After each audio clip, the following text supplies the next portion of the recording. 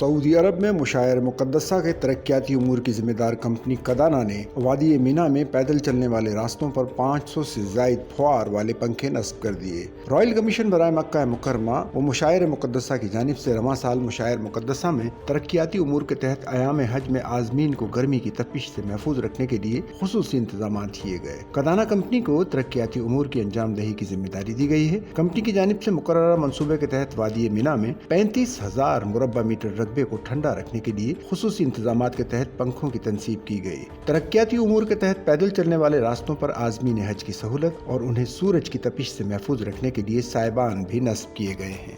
Sachal news net work کی videos میں خوش آمدید۔ ناظرین، ویڈیو سے متعلق اپنی قیمتی رائے کا اظہار کمنٹ باکس میں ضرور کریں اور چینل کو سبسکرائب کریں۔